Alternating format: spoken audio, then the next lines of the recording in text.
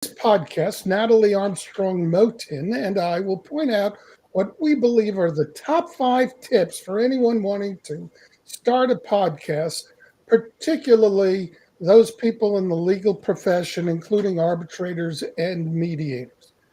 I'm a mediator and arbitrator. I've been a California licensed attorney since 1976. I'm dating myself. I've also been podcasting since 2010 on a show that I had and still have called CRE Radio and TV, which was primarily about commercial real estate. And now I have 2 additional podcasts, one called Uncommon Sense, and the other is Think Resolutions, of which this podcast is part of that series. Natalie is an international business strategist and marketing PR coach and consultant for legal professionals, mediators, and arbitrators. Natalie, you're much more than that, but I'm making this short. So if you'd like to embellish upon that a little bit more. While this content is directed to an audience of legal professionals, it really has broad applicability to anyone who is interested in doing a podcast. And we're going to be talking about, as I said, some of our 5 top tips on how to start and what to focus on to make it worthwhile for you. This will likely be the first in a series in which Natalie and I will be discussing podcasting and what it takes to do it and make it worthwhile. Natalie gave me a list of all of her podcasting ideas, and I'm going, well, we can't handle it all today, but boy, it's a great list. So why don't we get right into it? Natalie, hello.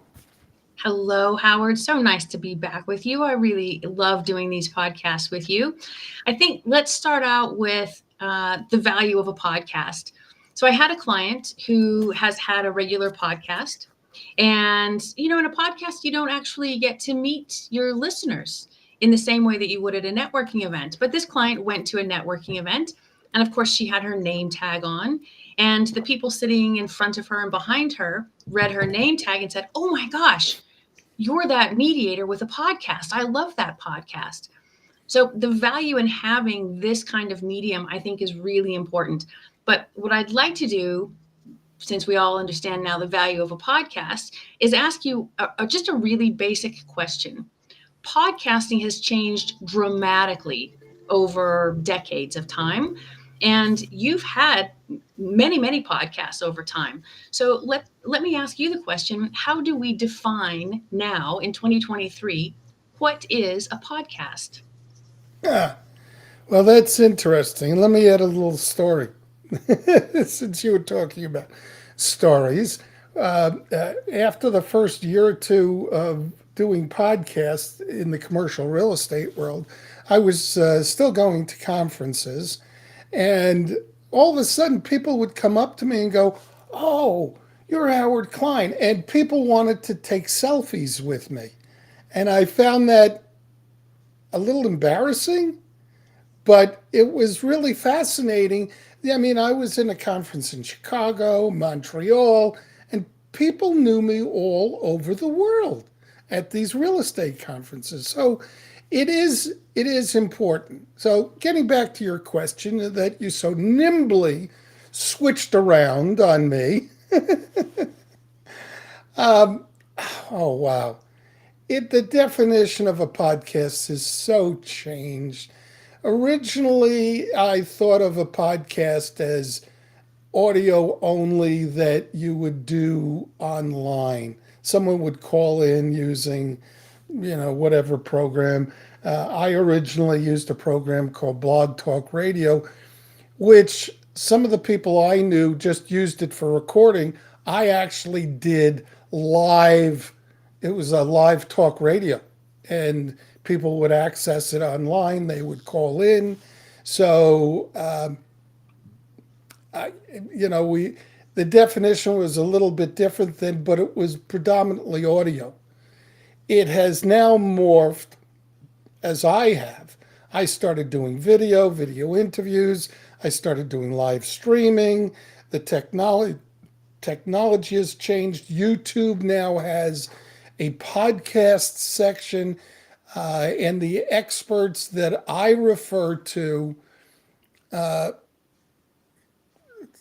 they just kind of blend it as, video, audio, and it depends upon how you do it. In some instances, they record it all as one thing, and then they publish it as video, or they publish it as audio. I like doing that also because it kills two birds with one stone. I don't have to redo things, but I just generally use podcast to cover video, audio, including live streaming, which this is. And then for my purposes, I kind of lean a little bit more towards something that I call podcast as part of my effort to simplify the process, where when I'm really focused on video, I add a lot of elements, visual elements, so people's eyes don't get tired. Where when I do something as a podcast, it's less planning and a little bit more simplified, a little bit more talking heads, and a lot less editing. So I'm not really giving a good definition, but it's any way that you're getting visual and audio out as I handle it. But you can define it any way you want. How do you define it?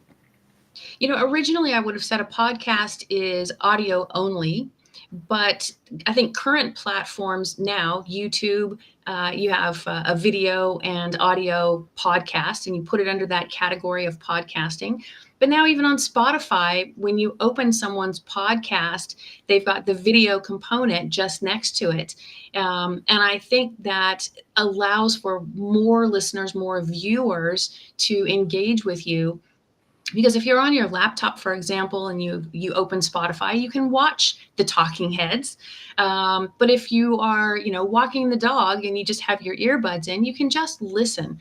And so there are lots of really high-end, quote unquote, podcasters who use both mediums at the same time. And I think that that's really, really valuable. But I think, Howard, one of the things that I find most important across platform, however you define podcasting, audio only, video only, or the combination of the two, is those podcasters who are really top in their game seem to have been able to know their audience, the psychographics of their audiences, in such a way that they create a real connection with the listener, or a real connection with the viewer. And so for you, how important is it that you truly know who you're talking to? And if you think you know who you're talking to, how do you prove that? What kind of statistical analysis or what kind of analytics do you look at to be sure that you really are getting the message across to the people you want to reach? Well, you have two different questions there. I'm not one to talk about in terms of statistical analysis. I've always kind of winged it and focused on a particular audience, and sometimes I've missed it. But what I'm doing now is I have two different audiences that I'm really talking to, and how they consume it. The information, the podcast itself is important. So for my purposes, let me look at my notes, because you have to understand what your goal is here. And the goal is, well, what are you trying to accomplish? And so in my case, what I want to accomplish is I want people to hire me as a mediator and arbitrator. I no longer want someone to hire me as an attorney. I'm not quite retiring, but that part of my legal practice is greatly diminished. So I'm looking to establish credibility, and I'm looking to establish credibility among two different audiences. One is people who can refer me business, which is predominantly lawyers, and I speak differently to lawyers than I do to lay people. And the other is directly to an audience who might either refer business to me or hire me. And so those are two different audiences. So in my case, and most of my career, I have either written or spoken to the non lawyer audience. I don't think that I can do that now. In this case, I think a good portion of my business will be referred to me by lawyers. So I pre plan what I'm doing in such a way that I try to blend it. And when I'm talking to lawyers, a little bit more technical stuff. When I'm talking to non lawyers or lay people, I'm usually focused on getting across this is how it affects you, rather than here's the case and here's all the legal jargon, is what's the bottom line? Not only is this what the case is about, but what does it mean to you as a landlord? What does it mean to you as a real estate broker? What does it mean to you as a tenant? And it's a different speak. Right. So I think you're exactly right. Having the topic correct for the people that you're trying to reach, having something of value, something of benefit, absolutely imperative. As to the analytics, there's a few platforms that give us the analytics to let us know that we're reaching those groups. So, for example, if you go live on LinkedIn and you have a premium account, once that video has gone live on LinkedIn, you can open those analytics to see who has listened or who has engaged with you on that platform. The same is true for a YouTube podcast. You can install an app called TubeBuddy, and you can look to see the age. You can look to see where they're located. So many great analytics, so that you can really verify that you're reaching the people that you most want to have as an audience. And then you'll be able to sort of tweak or refine your content for future podcasts. And I think that, you do get feedback from people immediately in the comments, etc. That's great. That lets you know that you're reaching people in a real way. And then looking at the analytics so that you know how long they listen. Or, do they log in and go, oh, I thought that was something else, and then they log right off.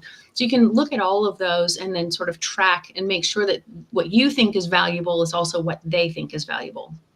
Well, this kind of falls into your sweet spot. And before we started today's podcast, we talked a little bit about, there are people who, you need to focus on just so much. If you're an attorney, a mediator, arbitrator, or anyone else, you got a business. And you have to focus on that business. Marketing and podcasting is part of your marketing, and that's part of your business, but there's just so much that you can learn. So this kind of falls into your sweet spot, is when you talk about TubeBuddy, which I'm familiar with, and some of the other analytical tools, I'm like, no, to me, getting the content out is like the most important thing, and then marketing it, but understanding that, maybe I should be hiring you to help me with that stuff. As business people, Howard, it is one of those never-ending races that we have to be a master at so many different aspects of our practice and our practice development. So first, you have to be really good at what you do, mediating, arbitrating, litigating, whatever your specialty is. You have to be really good at handling people. You have to be really good at business. You have to be really good at marketing. And now, if you want to have a podcast, how do you get really good at being a podcaster or content creator? And you're right. It is, we all as humans have only so much bandwidth or interest. But I think for all of us, this kind of technology is going to become absolutely imperative to our business growth within the next 3 years. If you haven't really taken up this kind of tech platform, video, podcast, social media, etc., you're going to quickly be left behind. Now, if this isn't something that you want to master, it is something that you should outsource. You do need to find help. You do need to find, a production group. You do need to find editors who can help you create the graphics and market and promote and put it on platforms, etc. But this kind of technology is simply now what our clients expect us to be able to produce. Yeah, back in 2010, I I said, oh, I heard about this podcasting. Let me look into it. And then I found this program. And to me, it was like I tripped, fell, and I was face down. And I'm looking at this crack that said podcasting. And it was like an epiphany to me. I'm going, oh my gosh. And back in 2010, particularly in, a lawyer in commercial real estate, I was a pioneer. And I had this vision. I'm not going to go into detail of where I went awry, but I had this vision, and I was telling people, look, you're going to have to get into social media, and you're going to, and podcasting is one of the things that you should really pay attention to because it's really beneficial to me. And I had a very difficult time convincing people that this is worthwhile. Then came the pandemic. I mean, it took over 10 years for people all of a sudden go, oh, podcasting. And now everybody's podcasting, some doing it better than others. There's a lot of what I call Zoom podcasters, which is perfectly fine, which we're going to talk about. But I would like to, since we only have so much time for this, let's talk about the benefits of podcasting, if you might. Why don't you start? I've got a little list. You ever hear of Gilbert and Sullivan? In fifth grade, I was Pooh Bah, and I sang "I've Got a Little List." So, go ahead. The benefits are, I think, demonstrable. One of the primary benefits of having a podcast is that, we get to create a relationship with our primary target markets. They get to see us and listen to us. They get to know us. And it creates, even if it's unilateral, a relationship, a professional business relationship between us and prospective clients. And as mediators, arbitrators, and litigators, we only get hired when people like us and trust us with their issues, their worries, their fears, etc. And having a podcast allows for people to get the sense that they could work with us, that they get the sense that they can trust us with those kinds of issues and worries. And I think that that's the primary benefit. But then there's also the marketing benefit of having a podcast in video or audio or both, in that when people Google us, and they do, those podcasts, those videos come up in those Google searches, and it reinforces to them that we are credible, that we have some authority on this topic matter. And then they learn that they can like us and subsequently trust us with those issues. And so having the content there that is searchable, you can put it on your website, you can use it on your social media platforms. It creates an evergreen presence that is absolutely invaluable. Yeah, now you may mention evergreen, which is really important because I've always believed in providing evergreen content because it just lives on forever versus this is what's happening today. But I'd like to add something that I've used it for that is, and this was part of my original marketing idea. It's like, okay, so I'm on LinkedIn. I don't really know how to use it. Let me look up people and I'll call someone up. And instead of calling someone up and saying, hi, I'm an attorney, hire me, I go, I've got this podcast and I'd love to have you as a guest. And so in the early days, I would target people who didn't even know what a podcast was, but it sounded cool to them. And I would get 50, 60, 70% of the people would go, love to do it. And I then developed relationships with those people. And I've interviewed, some very high, I've interviewed Steve Forbes, Katty Kay, and those people give me some credibility. I've also interviewed some of the top people in the commercial real estate world, and that gives me credibility, but also it gives me the opportunity that if I wanted to talk to them, I pick up the phone and I talk to them. And it's not just a one-way communication. It's a two-way communication. And what really surprised me in the early days, when you couple that with social media, the relationships that you can develop, they are just as strong as any other relationship. There are people that I would meet, as I said, all over the world at conferences who had already known who I was, and then we would communicate. And, once you've actually met someone that you've been communicating with, not as a one way communication, but a two-way communication, it's just incredible how effective it can be. How effective it can be. So, networking to me has always been a major part of my repertoire. That's from the French Canadian area. Right. No, I think that is absolutely true. Building those relationships is key. But I think another great benefit to podcasting, Howard, is that you get to leverage outreach. So, for example, for this podcast, all of my viewers, my subscribers, all of my sphere of influence are made aware of you, and all of your sphere of influence folks, your contacts, are then made aware of me. And so that leveraging of networks, I think, is a phenomenal way to introduce yourself to people. And so partnering, collaborating with appropriate guests like you did, I think that is an absolutely brilliant use of this kind of medium. Yeah, that's how things have changed over the years. Before, if I had a guest, everybody was dependent upon me doing everything, doing the marketing, I mean, it was a lot of work.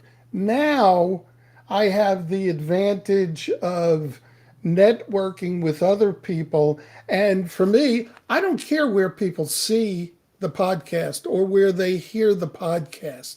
I just care that people hear it and see it and take advantage of my guest where we collaborate and try to get it out to as many people as possible because it's to our best interest, both of us.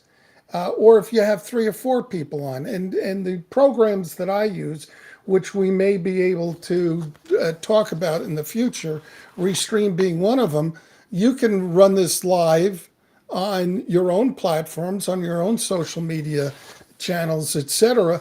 And to me, it's just great. I don't have to, all of a sudden, my sphere of influence just expands geometrically rather than just numerically and only based upon my effort. Right. Since you're the PR person, let me ask you a little bit about trust and credibility. Because part of what I'm doing now is a question of credibility and who I'm trying to establish my credibility. So, do you have any thoughts as a PR expert? Because credibility and trust are fundamental to marketing. They absolutely are. One of the loveliest things about podcast, videocast, is that you and I are sitting here on totally different sides of the Atlantic, having a very authentic conversation with each other. It's not scripted. We talk in advance a little bit about this is our topic, and these are some key points that we want to cover in the short amount of time that we have. But this is a very authentic give and take. It's a true conversation between two people. And that leads to our ability to prove that we're credible as resources, as a hub of information. And that credibility then we can use. So, for example, if you, Howard, wanted to send out a pitch package to every real estate bar section or every real estate group or every litigation section to promote yourself as a speaker, you would definitely want to put in all of these links to these podcasts so that when you propose yourself as the presenter or the keynote speaker, they can say, oh, well, gosh, click, click, click. I can see all the links. I can listen to all of the podcasts. And then you are automatically having earned that credibility. You don't just say that you're credible. You've got the proof. right? And Right. so I think that really is important for those of us who want to utilize these podcasts to push us into other areas. Yeah. Why don't we move on? Why don't we move on to the top 5 tips? And maybe 6. Maybe I'm not counting. I was just watching a video about visual signs. So if you go top 5, people see 2. So we may be stretching a bit. I think the first thing, and we may have touched upon this a bit, is know your audience. So whatever you do, you got to know who you're talking to so that you can tailor your conversation. Do you have anything to add to what you had previously mentioned?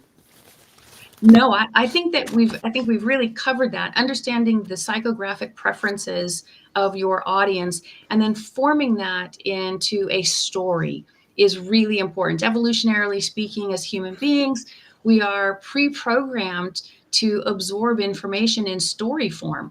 That's why we're drawn to books and film and those podcasters or YouTubers that tell us a story.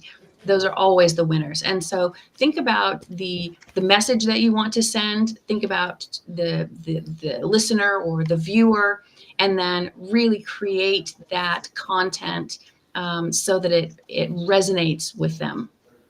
Right.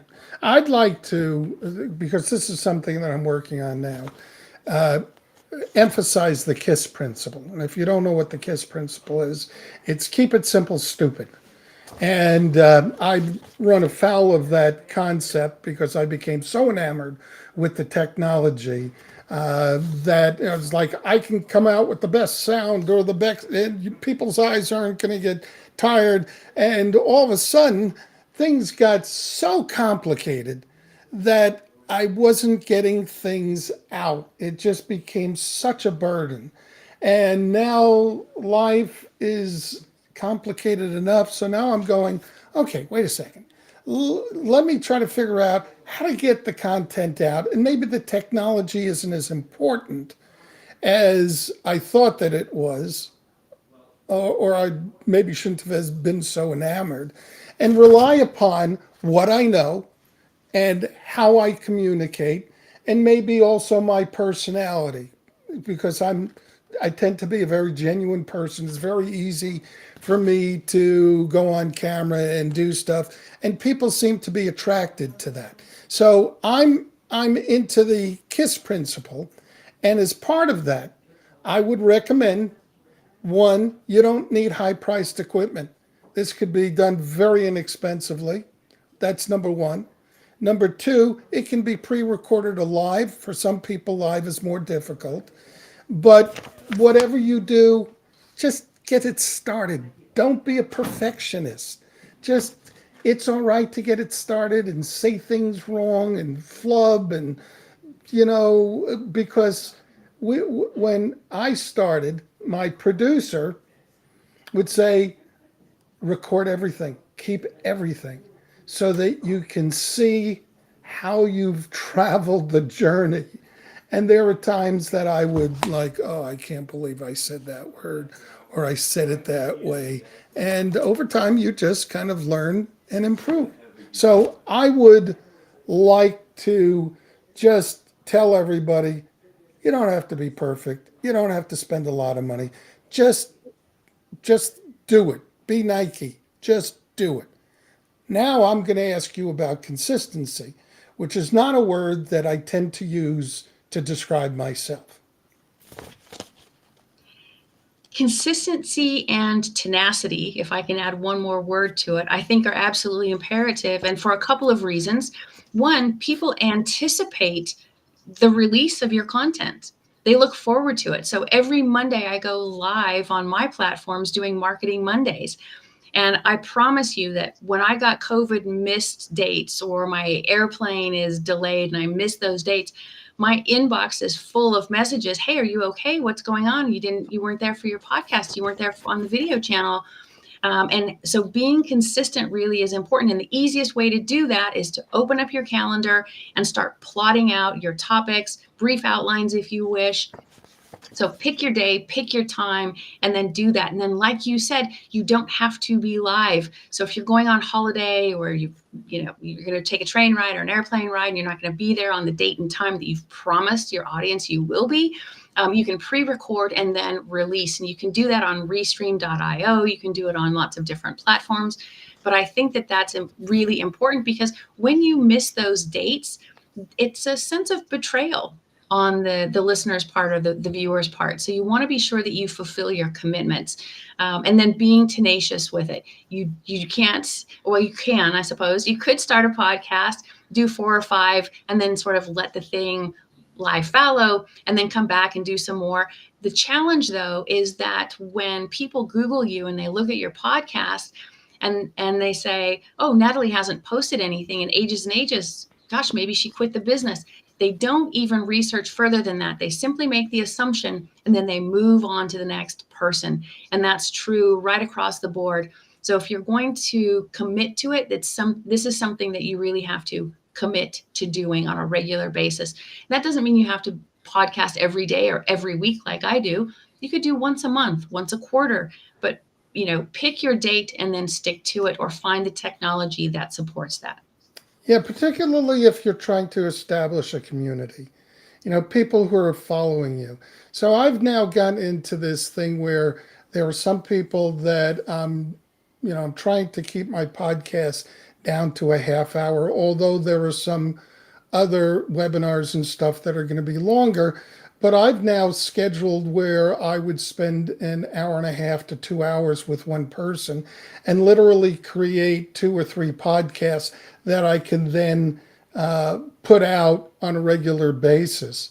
And that makes it much easier, not only for the guest, but for me, in getting things out. And like I said, that is, consistency is one of my weaker things. My podcast, there were maybe 2 or 3 of us in the commercial real estate world, me being one of the top people, and then it kind of disappeared, then kind of came back during COVID. And I was able to translate that into business referrals.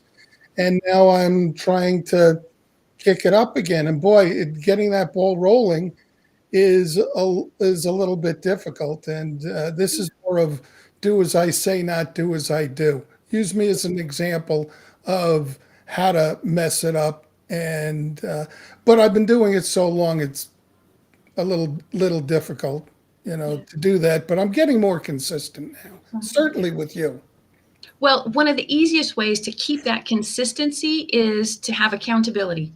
And so if you're going to invite a guest onto your show, then that automatically sets up a program of accountability. The other thing you could do, Howard, is on those days when your hair is perfect, your beard is combed, your lipstick looks great, sit down and record back to back to back videos or podcasts, and then time release them. So on those days when you're really feeling good, you're feeling chatty, you're feeling smart, you got your A game going, that's the day to sit down, open your camera, and record multiple podcasts. And I'll go back to your comment about keep it simple. I would suggest that for each episode, you cover one thing and one thing only. Cover just that topic. Because when you get compound, complex, they sort of drag on, and it makes it difficult for us as producers and editors, and it makes it difficult for listeners. So on those days when you think you've really got it, put your outline in front of you and then record multiple episodes. Absolutely. Yeah. And one of the things, today is the first day that I've ever done a podcast without a bow tie, which has been part of my brand. But as you know, I've been in and out of the hospital, and I just said, and the problem with that is I don't always wear a bow tie. So if I'm not wearing a bow tie, then I'm going, well, I can't film today. And I may forgive myself a little bit, as I've done today. We've got a couple of other top tips. One is I'd like to mention there's some planning required. It doesn't have to be major league, but you got to know what you're going to be talking about, and at least some sort of light outline, which you and I have used today. And I'd like to tell the story of how my father used to describe Willie Mays. And you can't see it here. I've got a worn, signed jersey from Willie Mays. My father had played golf with him in New York, but he used to describe Willie Mays and Joe DiMaggio. And I have a Joe DiMaggio signed baseball. And he said, these guys, they made it look so easy. It was effortless, effortless. And I can remember talking to him about it. And he said, well, it's not just that they were great athletes, but they practiced, and they just made it look easy. So part of the idea is what we're doing now may look very easy, but it's not without some planning. No, I think that's exactly right. Now, I think that the planning is important. It's important to have the outline. It's important to have the big idea and break it down into, sort of bite-sized chunks. But I would caution people against taking that too far and scripting what they're going to say or what they're going to present. Most of us are not actors and actresses. Most of us are not that good at sort of the voiceover arts. And when you script something and you read it into the camera, it's obvious that you're reading. It's obvious that it's scripted. And that creates a barrier between you and your viewer and your listener when what you're trying to accomplish with this medium is connectivity. And so you don't want to go too deep into the woods, into an outline. A broad outline is what we're looking for. I've written outlines that were clearly far more and far more detailed than what was necessary. As a matter of fact, the outline that I wrote for today, I knew was too much, but there were key points that I was looking for. And the detail in the outline was really my opportunity to think things out. I wasn't going to read from it. I don't think I've ever read from a script. I'm not good at it. Now, I've done live theater and I've memorized lines, to the point where I think I became the character. But for something like this, I'm relying upon my knowledge, my research, and other information. And while my outline may be detailed, you wouldn't know it. I just kind of go, oh, okay, this is what I'm going to be talking about.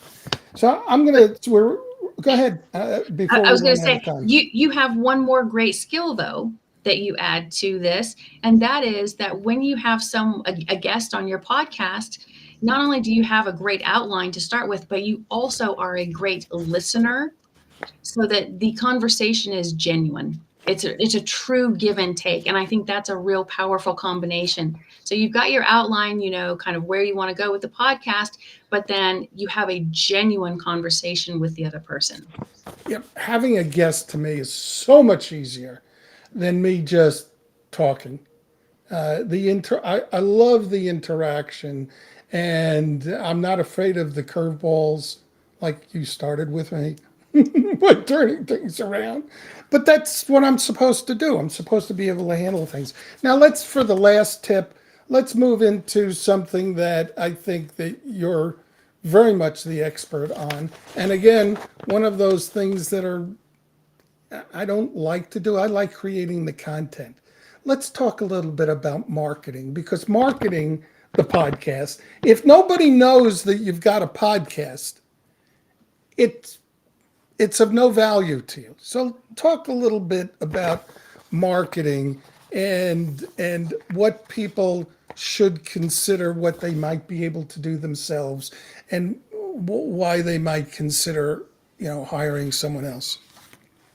Well, so to market a podcast, you've got the pre-program announcement. This is what we're going to be talking about on this date, on this time. You can join us live if you have a live platform.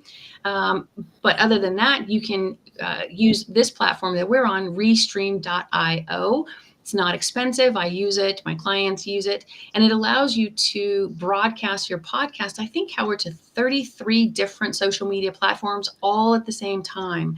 So you don't have to go one by one, marketing, marketing, marketing, marketing. It allows you to do a sort of one click and done process, which I think is brilliant.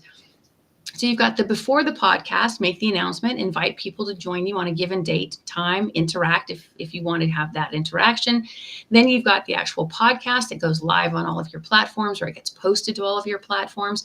And your subscribers hopefully will have turned on the notifications. They're made aware that the podcast has been released. And then you've got the after. And so the after is, again, you go onto your social media platforms where you can send an email announcement, you can put it up on your website, and you let people know that you've created this content and here's the link and click on it. And if this is something that's interesting to you, you're going to have a great time listening to Howard and I talk. And, so you've got the before, the during, and the after. And then from any video, of course, you want to keep it on your platforms, have it on your social media, and put it on your website so that when people do that Google research about whether or not they want to hire you, they have all of those links right there at their fingertips and they can click. And marketing, again, is leveraged between the two guests. So my folks get to hear from you, your folks get to hear from me, and it's that exponential reach that we're looking for. And so having a collab, like which what the kids call it, having a collab like this, not only is it more fun, holds you accountable, but it extends your marketing. Yeah, admittedly, I did not do a very good job on marketing this before we went live. Uh, I do have a bit of an excuse, but I'm going to be heavy duty marketing this after. And the truth of the matter is, this is only our second one that we've done. So having people watching it live is going to be light anyhow. But and most people are going to be watching the recorded version. And hopefully that'll begin, if we maintain the consistency and provide good content. Hopefully we will then start getting more of a live audience where people can ask questions and give feedback. And that's a whole different ball game. But part of the decision is whether or not you're going to go live or not. And as much as I like live, you have to pick and choose what you've got. I think this is what you and I are doing is really good to do live, and I think that we've got to give it time in order to do it, and we've got to do it correctly. But I think this is where we can develop a community, which is one of the things that I would like to develop is a community of people interested in resolving disputes, which is everybody. Right. No, I think you stated it precisely right. Yeah. So, with that being said, we have come to the end. We have gone over by almost 15 minutes. Oh, shame, shame, shame. But it was a good conversation, and sue me. And if you feel like suing me, maybe we should mediate it.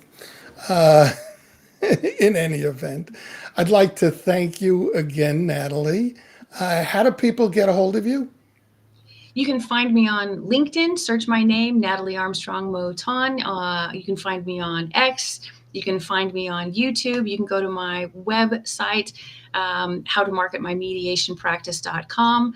I've also got Will Work for Food. That's willworkforfood.news. I do idle chats for the American Bar Association. There's lots of different ways to reach out to me, and I'm happy with any of those that seem to work best for you. And you can reach me on LinkedIn. That's probably the easiest way. LinkedIn has become probably my primary social media channel. I believe our next podcast, you and I are doing on the second Tuesday of every month at 12 p.m. Pacific Standard Time. And I'm not sure, it'll be the second Tuesday in January. I'm not sure what day that is. But we're going to get out that announcement a lot earlier than I've had. And maybe I'll wear my bow tie. I don't know. If there was one thing that you would want people to remember from this, what would that be? I think one of the points you made was so perfect, Howard, and that is you don't have to buy a bunch of expensive equipment. The equipment I use is a hand, it fits in the palm of my hand. It's called Movo, M-O-V-O. You can buy it on Amazon, and it is an all-in-one. It's the beauty ring, the microphone, the camera.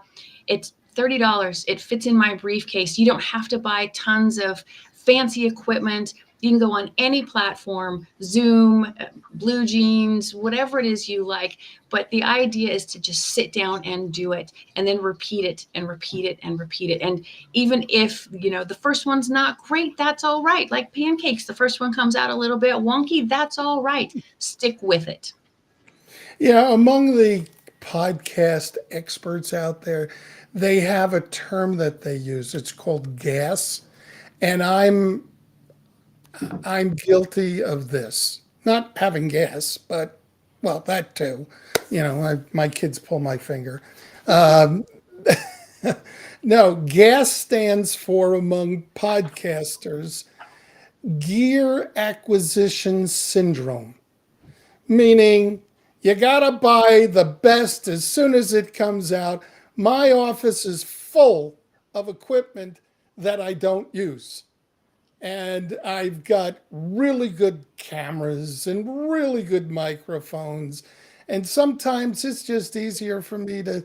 I think 2 weeks ago, I did a podcast on my iPhone, and it was great. And it's so simple. My one thing is just do it. Just do it. And don't worry about it being perfect. I have fallen into that trap, and I've gotten gas. Yeah. Yeah. We don't want to let perfection stand in the way of progress. No, no. Yes.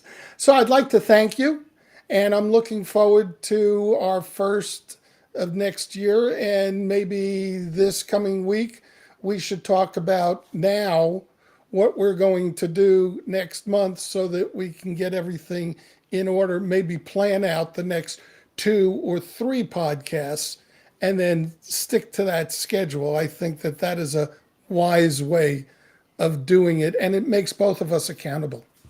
Perfect. Howard, I'm looking forward to it. Thanks for having me on your podcast today. It's not my podcast, it's our podcast. You know, it's our podcast. All right, Natalie, you take care. Have a happy new year, Merry Christmas, and I'm looking forward to 2024 with you. Thanks, Howard. You take care. Bye bye. You too.